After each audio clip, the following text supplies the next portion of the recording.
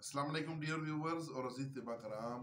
मर्दों के लिए क़ुव्वत तिबा के तो बेशुमार नुस्खे हमारे चैनल पे मौजूद हैं। हम वक्तन फ़वक्तन शेयर करते रहते हैं। ख़वातीन के लिए भी कुछ करते हैं लेकिन बहुत कम।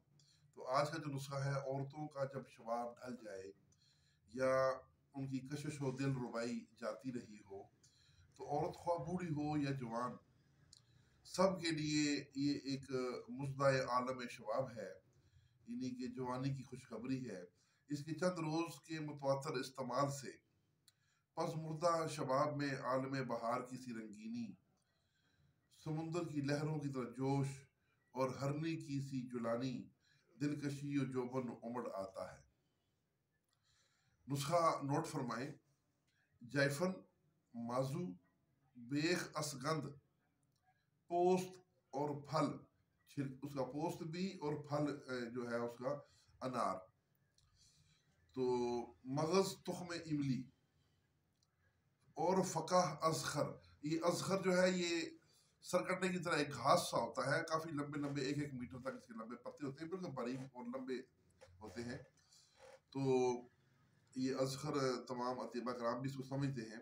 ये तमाम जो लेनी है 1-1 तोला, तिरफला का सफूफ 2 तोला, फली बबूल, आम की केरी, ये दोनों जो है 2.5-2.5 तोला। उसके बाद झाऊ, एक दरख्त होता है, झाऊ का पौधा होता है, उसके पौधे की कोंपले लेनी है 1.5 तोला।